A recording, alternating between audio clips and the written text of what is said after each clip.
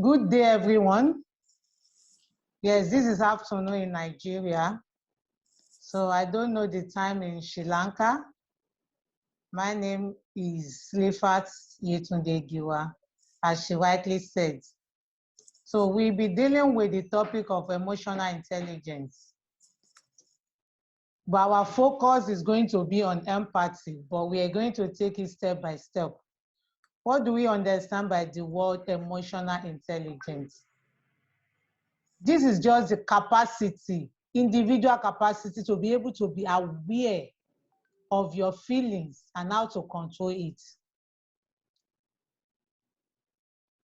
You have intra-personal, then we have inter. When you talk about intra, within you, how you feel and how you are able to control your feelings.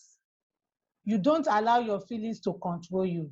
That is when you are being said that, okay, you have emotional intelligence. But when you allow your feelings to control you, it means you are not there. We are all in it, but we have to learn this communication skill, which is very, very important. But when we talk about interpersonal relationship, that is when you are able to identify feelings in other person and you are able to connect with that person. That will make that communication effective. That means that you are being empathized. So the different types of characteristics of emotional intelligence, according to Daniel Goleman and Paul, be specified in 5 aspects: self-awareness, self-regulation, which is known as self-management. That is within yourself, within you, how you are able, the intrapersonal, how you are able to know your feelings and have control over it. That is emotional awareness. Then the regulation, the control, that is self-regulation, self-management. Then motivation, that is positive reinforcement. It's different in the individual. Empathy, that is when you are able to identify, to recognize, to understand, and you now act on that feelings in another person. That is interpersonal communication. That is interpersonal relationship with another person. Then social skill, how you are able to manage that, what you have identified, to socialize, to relate with people. So let's move to the next slide so that I'll be able to explain each as it comes. When we talk about self-awareness, I've rightly said, that is ability to understand your own emotion. We're talking about your own. If what you don't have, you can give. So individually, if you want to have a good relationship with anybody, be it mutual in your, maybe with your spouse, in your working place, anywhere you find yourself, you must be able to understand your own self, your own feeling, and you know your gauge, your limits. You know what you are feeling and why you are feeling it, how it helps or hurts you. You sense how others are what.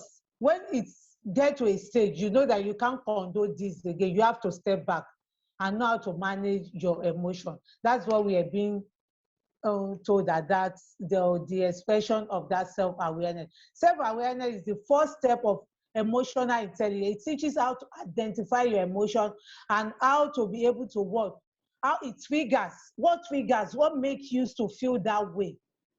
You should be able to identify that. So emotional intelligence is the skill to be aware of, control, and ultimately express your emotion. Next slide, please.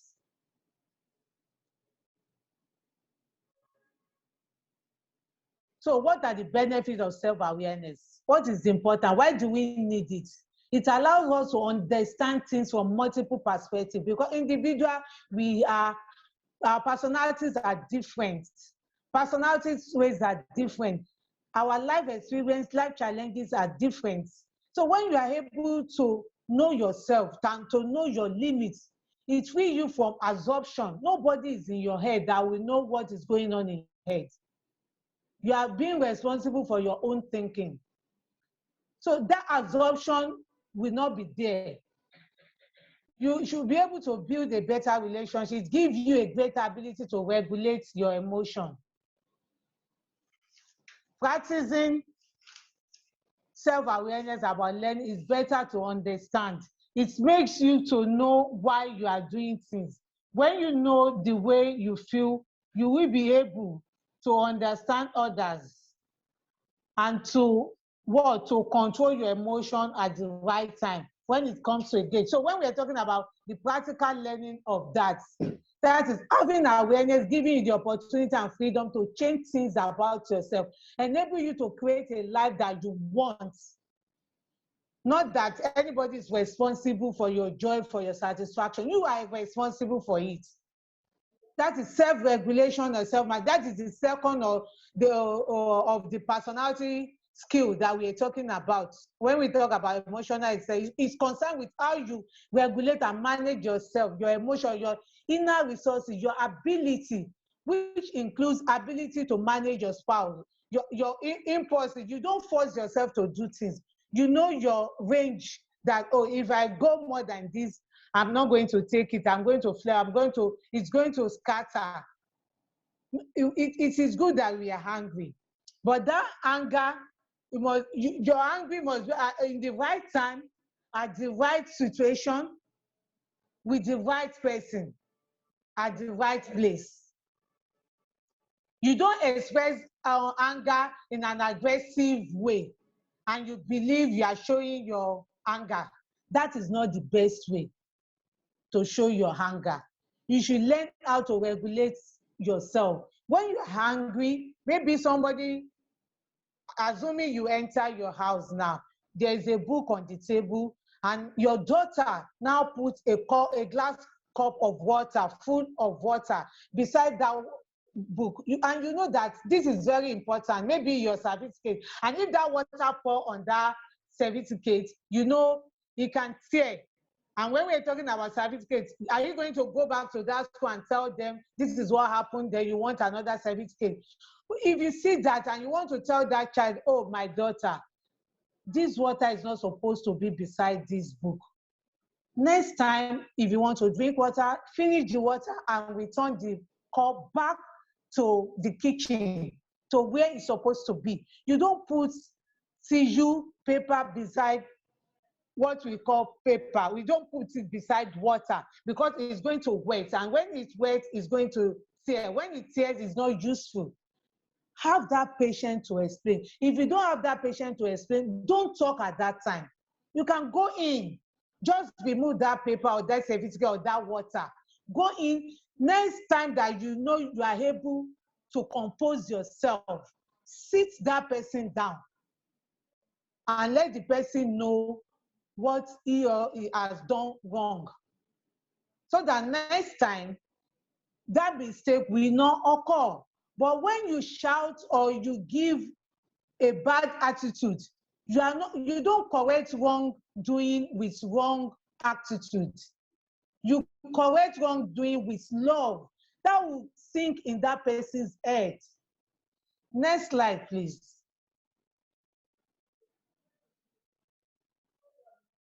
Next slide. It's still on self-regulation, just the ability to recognize and control one's own behavior and reaction. So let's move to the next one. Okay, this is just talking generally about the personality psychology of emotional intelligence skill. Still on emotion, let's move. I've explained this. Okay, why self-awareness? It's just for you to recognize and understand your own emotion. How important is self-awareness? If you want to improve your self-awareness, we all have one thing or the other that we need to improve on. Please, if you can make use of your cell phone, your notepad inside it, good. If not, have a small jotter or journal that you write out your 24 hours activities. At night, if you want to sleep, take your notepad, write your daily activities Check yourself. What has gone wrong? Where you need to amend. Oh, the way I talk to my subordinate is not good. The way I respond to that student is not fair or not. Call yourself back. Try to write your positive and negative activities for that day. The one you need to improve, work on it. It's not a day job. Psychologists said that at least 60 minimum days for continuous correction of attitudes is not a day job. So it's every day you improve, every day improve. Don't let it get on your nerve that, oh, when am I going? The change will not come suddenly. You first have to accept that, oh, this is a problem. You have identified it. Then when you accept, you now what? You identify, you accept. Then you now maintain that action how to correct it. When you have that action how to correct it, you maintain it.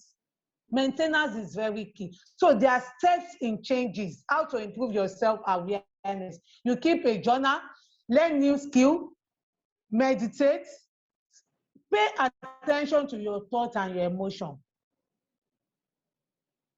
It's very important. Pursue your passion. What you love doing, pursue it. You are not going to be perfect in a day, and there's no perfectionist on earth. We keep on increasing in our knowledge till death do us apart. Never stop learning, because life would never stop teaching us. So it is very, very important. Practice mindfulness. Before you do something, let it sink in your body. What I want to do, is it right? Am I with my right senses? Am I in my right, the right places, with the right person at the right time? You have to reflect on your experience. Set your goals, and you're not going to achieve that goal in a day. Failure is part of achievement. It's a challenge. You just have to work. So we take that step when there's a failure. Use positive self-talk. Don't believe that, oh, I've never done it right. Positive affirmation is very good. I'm going to achieve it. That target, I'm going to achieve it. You might say in 6 months, but if that 6 months doesn't work, don't believe you're a failure. It might come in 2 years. Continue, don't relent. You can change your strategy on how to achieve that goal. Work on building on growth mindset. Don't have a fixed mindset. Mindset is very, very important. Have a growth mindset, not fixed. Not that you believe that's the way it has been done. I can't change it. This Google, anything you want, if you don't have a professional beside you, if you can say it, if you don't know the spelling, say it on your phone. It will bring out likely things that you need. And that easily helps us to move on with our life. If you have a trusted person, you can put your mind in that person. And if you know that that person has failed you, go to professional. That's why I said Google, and if you Google, you will see assistant. And if it doesn't work, then you have to look for a professional that will help you. Next slide, please. We are still talking about self-regulation. Let's move to the next slide. It's still the same thing, just to build on your distress tolerance, find ways to manage difficult emotion, look for as challenges opportunity, practice your communication skill, recognize that you have a choice in how you respond. You have a choice. Make cognitive reframing, that is your thoughts. Don't let it have control over you. Before you respond, think twice. Work on accepting your emotion. Not that the way it triggers you, you just move. Work on yourself. And I've said it that it's not a day job. It's a continuous thing that we need to improve on. Till death do us apart, we will be learning. If you don't stop, your brain will still what? Accept learning, which is very, very important. It makes us to look young. Next slide, please. Social skill. What are we talking about when we come to social skill? That is being able to interact well with others is another important aspect of emotional intelligence. When you know yourself and you know how to deal with what triggers your emotion, you are able to know your self-regulation, how to regulate your emotion. When you don't allow your emotion to regulate you, you are the mastering of your emotion. Then your social skill will be perfect. That is when you will be able to interact with other people, with your colleague in the office, with your boss, with your subordinate, with your spouse, with your children, with your relatives, anywhere you find yourself, it will work on you. And don't forget that our personality traits is very key, which is a contributor in anything we are doing. So as you know yourself, that you're able to have that self-awareness, which I said is not a day job, that is continuously that we have to improve on it, and you are able to be the mastering of your own emotion. You're able to have the self-regulation. Then your interaction with others will be very, very key. That is social skill. Able to interact well with others is another important aspect of emotional intelligence. Having strong social skill, that is when you are able to identify the feelings of others. You are able to connect the way that person is feeling at that particular time. You are able to understand. And how do you do that? By giving an active listening ear. You have to be an active listener. Not that somebody is talking to you, you are pressing your phone. Somebody is talking to you, you are using your iPad. Somebody is talking to you, you are using your computer. Somebody is talking to you, your mind, you say, oh, finish what you are saying. You are going to discredit it at the end of the day. That is not fair.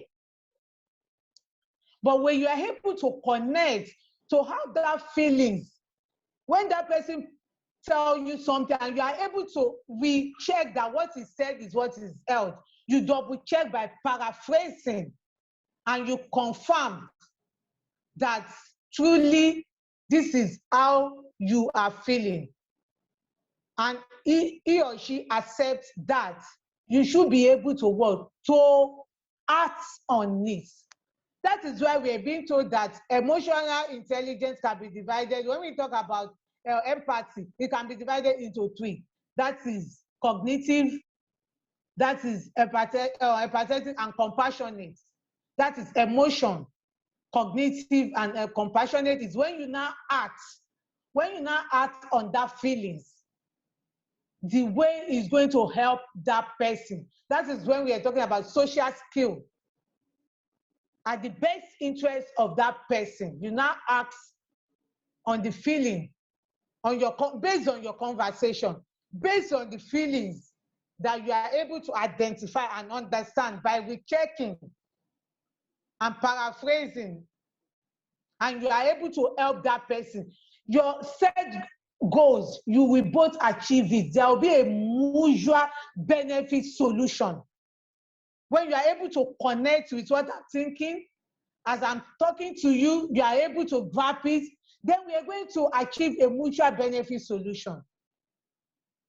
When there's a crisis in an organization now, and there's somebody comes to settle it, you are able to come from bottom by meeting the subordinate, calling from the cleaner to the steward, to every attendance, to everybody, not neglecting their post, giving active listening ear. Then you now go back to the management too, to hear them out.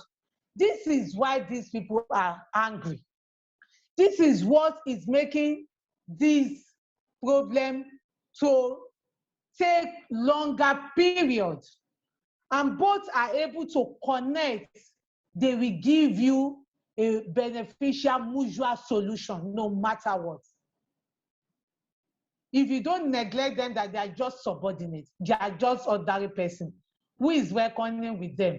We have our policy. You might have your policy, but if you want to achieve your set goals, there are some things that you need to reckon with. Can I move on to the next slide? Okay, this is how to improve your social skill. Go back to the next slide. The improvement of social skill. Ask open-ended questions. Find icebreaker that will help start conversation. That's why I said that you don't neglect anybody. Be it attendant, be it cleaner, steward, receptionist, they all matters when it comes to conflicts. And negotiation is very, very key. Notice other people's social skill, how they interact. You know, our culture is very, very vital. Our background, the way I perceive things might be different from the way you see your own. Practice good eye contact. If you are talking to someone, your eye contact is very, very important. Your facial expression is very, very important. Your posture, the way you are standing or sitting. If you are talking to me, you want to hear me, the way you position yourself matters. If you are doing boss to subordinate and you want to rectify grievances, it doesn't work. It might not work. Positioning is very key. Standing on someone's head, okay, I'm hearing you. You want to see a doctor, you are sick, and that doctor is putting your chair at the extreme end because of COVID, the way he's attending to you, you will not reckon with that doctor. You will not believe that that person is there for you to help you out. So positioning, your posture when you are talking to someone is very vital. When you are with anybody is very important. The affection, the feeling, the way you are looking is very important. Your tone, are you using sweet tone? Is it harsh tone? Are you talking with bitter experience? Are you hearing for hearing's sake? Are you hearing for just talk and I will give my response? We all know that when somebody is there that give us active listening here, we can reckon with that person. We can always identify. And we will not know when we are going to open up what we don't want to tell anyone, that we will pour our mind because it's showing us love. That person is being sincere with us. The eye contact, patient to doctor. When you say, oh my dear, how are you this morning? How can I help you? I've seen your file, but I want you to tell me how you're feeling. It goes a long way. It goes a long way. With a smile in your face, it goes a long way. You can ask, can I touch you? Because there are some religion you cannot touch. There are some diseases you cannot touch. But some people need you to pat them. They need that hug. You can ask. They need somebody to cry on their shoulder. It goes a long way. Please, let's move to the next slide. Showing interest in somebody else's feelings is very important. It's very important. So you need to be there for that person. So you watch the body language of that person. It's very important. So let's move to the next slide. Empathy. I've described empathy in all what I'm doing. So empathy, I just want to put more emphasis on it. Empathy is the ability to understand others' feelings. His ability is absolutely critical to emotional intelligence. It's just non-communication, non-verbal communication. We are talking about the eye contact, your facial expression, your posture, your response, the tone of your words. That is what we meant by empathy. That is the capacity to understand the feelings of others. When you put yourself in that person's shoe, as if that thing is happening to you. The next slide, please. Motivation. What do we mean by motivation? It is reward, positive reinforcement. What might be my positive reinforcement might differ from yours. If you want to do anything to anybody, you have to study that person. If you have your way, you can ask, so that you might not go wrong when you meant that you are giving positive motivation. The person might not be lifted spiritually, it might not move that person. Some spouse love hugging, which is very key. Psychologists encourage us that early in the morning, you can hug yourself, hug your children. It goes a long way to interaction when they are within the society. That people that hugs daily goes a long way. So I'm encouraging us to hug our spouse, to hug our children. Before you hug your client, please ask if it is acceptable in our norms, so that you will not go against our norms, whereby you are trying to give her positive reinforcements. So next slide. Just for you to achieve your autonomous purpose, that is just it. So when we're trying to explain empathy, is a wide range of experiences.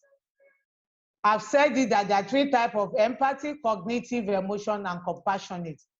Cognitive, that is the how and why you're thinking that way. Emotion, that feelings you connected with it. You know, somebody can tell you, I'm feeling pain in my right hand. Oh, go and see doctor. That's cognitive. Emotion, wow, you are feeling that, you acknowledge. Wow, you are feeling the pain in your right hand. What happened? How? When? Oh my God. What next do you think we can do? How do you believe we can solve this problem? Are you going to see a professional, or can you take care of it? You know, you are being connected with that person, the way that person is feeling at that particular time, in that situation, not the way you are feeling, the way that person is feeling at that particular time. Compassionate, then you act on it. You act on it. Okay, come on, my car is outside, let's go and see doctor. You act on it. It might just be, I'm thirsty, can I have a glass of cup? And that glass of cup of water is given to me immediately. It might just be as simple as that. Acting on that, that is compassionate. Move to the next slide, please. We are still talking about empathy. This is what we make us, you know, when we understand each other, when we have that excitement in us. Somebody said, I want to get married. Oh, I'm happy. I remember the time, oh, my spouse proposed to me. It goes a long way, and being able to connect with that marriage. Your date, when can we have that date, your cards? How do you want to arrange your plan? Who is arranging? Who is your planner? Can I suggest case for you? Do you have, you know, you have been connected. You are there for that person. If that one person said, oh, I just lost my dad, you remember the time it happens to you. Oh my God. There's no replacement for a father figure. Come on. I remember when it happens to me. Come on, it's a phase. We are going to face it together. You hug that person, you pass that person, you know, you are being connected. You let that person know that, wow, he's not there alone. It goes a long way. Somebody that loses a job, the way you talk to that person means a lot. Not that, oh, you are going to get another job. That's not fair. He's going to pay for school fees. He's going to pay house rent. Before another job comes, these bills are already there. How is he going to manage that? It goes a long way. So what are we saying? Acknowledging the pain of that person. Show that that feeling is there. How you feel, you acknowledge that person's pain. You encourage that person. You show interest. You are being supportive and you show gratitude to that person. Next slide, please. I hope I'm communicating. Hello? I hope I'm communicating. Sorry, Silifat? Hello? I hope I'm communicating. I hope I'm communicating. Hello? Yeah, sure. I hope I'm communicating. All right. Okay. Yeah. That's okay. great. Okay. I just wanted. Thank you. I just wanted also to a little bit to focus on this slide because there is a difference between empathy and sympathy, right? And you've mentioned yes. It's very significant difference, right? Can you please also? The difference is just that when we are in the organization, we give empathy. That is officially. You know, an organization have a set goals, like hospital now. Because you identify pain in a patient doesn't mean you should not treat that patient. Because the patient might be shouting. The patient don't want you to touch that place. The patient is rejecting that treatment, but for his own best interest, he needs that treatment at that particular time. So for his own best interest, we have to treat that patient. Of course, we acknowledge that the pain is there, but we must not neglect by not touching that patient.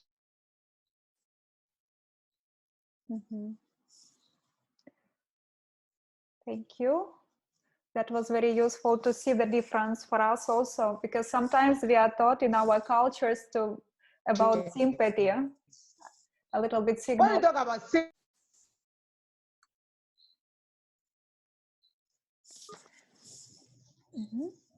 hello? Yeah, now it's okay.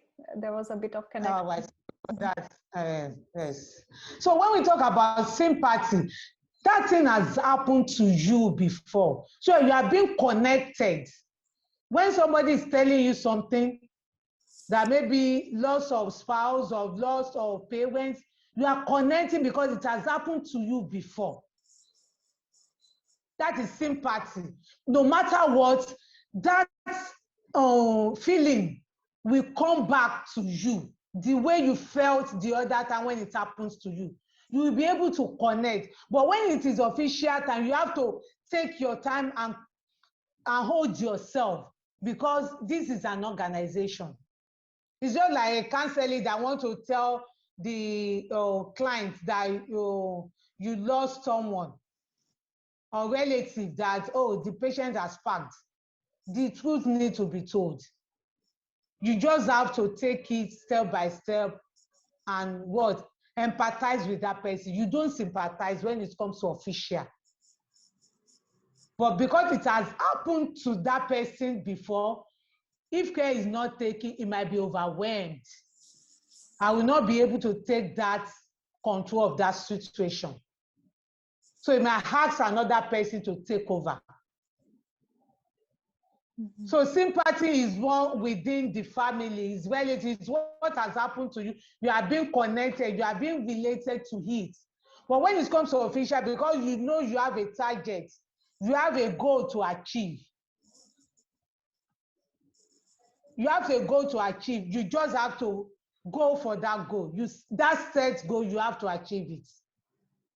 So you don't put all your 100% in that empathy. That is why you can see in some of my slides, I wrote what hindrance, what can make you not to achieve empathy. Those are one of the things. Okay. Thank you, Silifat. Yes. I mean, this is really important because, you know, in some cultures, we are taught that we have to go for sympathy, but not empathy. And we should always understand what would be the right decision for us as managers, for us as family members, And it's not an easy choice, as you've mentioned. But we always have to go for what is better in that context, obviously. Being empathetic, as you've mentioned. And another question that comes to our mind also, like, you know, these days in many cultures, we have some belief that it's good to suppress emotions. To suppress means not to express your emotions. So what would be your advice whenever people are taught from school that they should not show their emotions in public, let's say? How to find that right balance where you have to show emotions, where you have to keep them like balanced? I will not lie to you. I've said it, we are all in it together. Mm-hmm. The person that is teaching, it doesn't mean that I'm 100% perfect. Every situation differ. Every cases differ. But let us be mastering of our emotion. Let us be in charge of our emotion. So it now depends on that situation. When you look at situation, it is good to cry out. It is good to cry out at times to ease your tension. That's why I said individuality is very important. And no case are the same. No case are the same. So it now depends on that case, on that the way it comes. At times you can see that management you will see the head of management, we just step down a meeting that I can't continue again. It means a lot. Those are one of the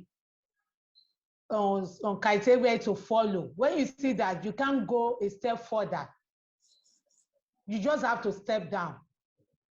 Then the meeting can reconvene in another time. There's no one-way answer to it. It just depends on that situation at that time. As for me, I will not tell you not to suppress your emotion, but to know how to regulate. It is good to show your anger.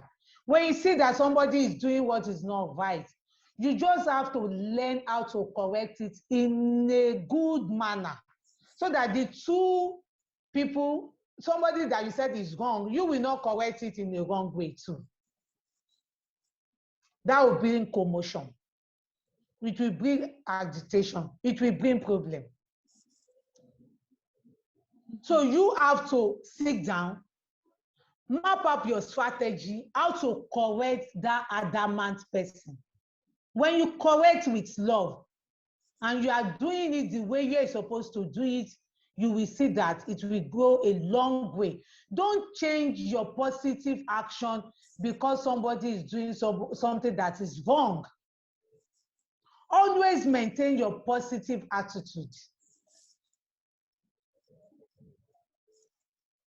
It's not everybody that have positive attitude, but always maintain your own positive attitude. There are norms and values that teaches us that this is how we behave in our community. Once that sink in your head, relate with anybody that comes your way in that way. I hope I'm communicating. Yeah, that's a lot of wisdom. And in fact, that's very useful because in different cultures, we have different beliefs, you know, and this topic Exactly. is really not easier to find the best strategy, the best practice, and experts like you can always help to sort of find our way sometimes. That's why, as you've mentioned, in some situations we have to consult professionals because it's not easier on our own to find solution. And exactly. Yeah, in these situations, would you recommend that it's really better to consult professional? What are the symptoms or signs that a person cannot sort out the problem on its own, you know? You know, when we're talking about empathy on emotional intelligence generally, if you are not deceiving yourself, you will know that you can, most of us know that we can't control our emotion. Somebody is talking, you are always there, you want to contribute. You are not being asked a question you want to answer. Every time you want to be there. You should learn how to mind yourself. Self-awareness, know your limits. When you are not being called, you don't just jump into discussion, especially in an organization. And it starts from the family. When we notice our children that they are doing that, we are in the midst of a family meeting, we want everybody to contribute. You ask the first person to contribute, he's still on her feet. Somebody just jump into that. You have to let that person know that, please be seated. Your daddy is still on his feet. Okay, your brother is still on his feet. Your sister, you don't understand. Let charity begins at home. Because mostly in the offices, in the organization, we are in the management meeting, you are talking. Somebody that did not raise his or her hand, you just see him or her talking from the side waves. It means you don't have manner, you lack manner. Because barbarians are talking in thousands. How are we going to contribute meaningfully to that meeting when everybody decided to be talking on their own? You signify by raising up your hand. When you are being called, you talk. When there's another person talking, you don't jump in. So we should know ourselves. You master your action. We master our spouse, our children. We can continue to improve on ourselves. Thank you. Okay, thanks a lot. Now it's very clear. Everything starts from self-awareness. And that is just it. Okay. Do we have questions? I'm sorry, I took some time to ask questions because those were really essential, I felt like. But our participants definitely might have some questions. So do we have? Okay. Because we have participants from different industries, sectors. Some of them are studying, some of them are doing jobs, right? So if you have any situations you would like to clarify maybe, or any questions, you can type in the chat also, please.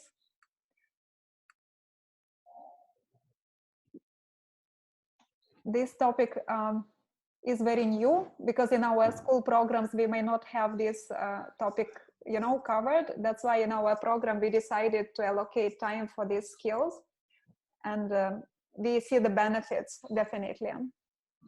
And Silifat, we would like also to know how to connect with you. If participants would like to read your posts,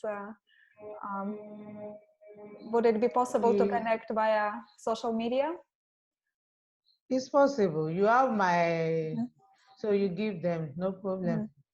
Okay, thank you. Because I find your posts very useful. Whenever I check, sometimes, you know, it's very useful to have that wisdom that you post about how we manage emotions at the right time. It's really useful. So thank you for sharing and being with us today.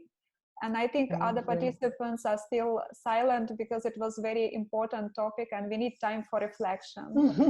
To reflect. Exactly. And definitely we'll come back if we have some questions so that we can have clarification later on. All right. Right? Thanks a lot. And have a nice evening. For us, it's already evening. So yeah, in Sri Lanka, it's like 8 o'clock. Exactly. Wow. Yeah. And these days we have a bit of heavy weather, rain. That's why some participants cannot use their video. That's why. Okay. Otherwise, we would love to connect using video as well.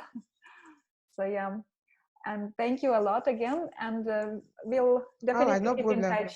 Yeah. Bye. Bye. Thanks a lot. Bye. I don't even know. I'm not using my video. Did you see my face since?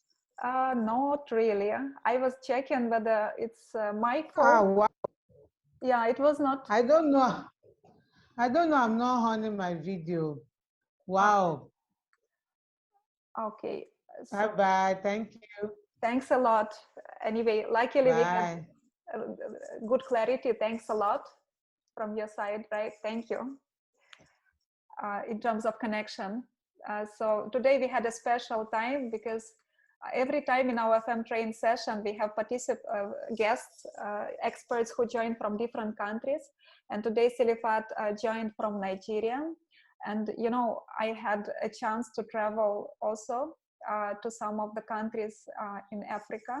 And I'm really happy that today we had the chance also to invite Silifat to share her wisdom, expertise, and I'm sure that all of us benefited. And if you have questions, please communicate. And the remaining few minutes, I'd love to also mention that for negotiations, we could not cover today negotiations. We'll be sharing slides, and there are some rules that will help you to be better negotiators, right? As usual, we share best practices. And in this case, I want you to go through the slides, and next time we'll discuss, okay, in the classroom, what means to find better solution, how to think about negotiation process as a pie that we are going to divide using mathematics, not as a battlefield, right? And for that, we'll be using different strategies and solutions, principles that will help us to get win-win situation, as it's really important, you know. And there are very nice principles when we should never say no. This is one of the principles that really works well in conflict resolution and in negotiations, right? So please check it, and I'm looking forward to having feedback from your side, whether it's helpful, what you found particularly useful, right? So thank you so much for being with us today. And we expect next week to have more practical sessions where you will be speakers, where you will do presentations. So that's why we don't provide video recordings like we used to provide before. So thank you for being there. Your attendance is really important, and attitude. So I hope you enjoyed today's session, and stay safe, take care, and all the best, right? I hope FEMpower is back and all of you are ready to continue and get a chance to graduate, to get certification in mid-November. Thank you. See you. Take care.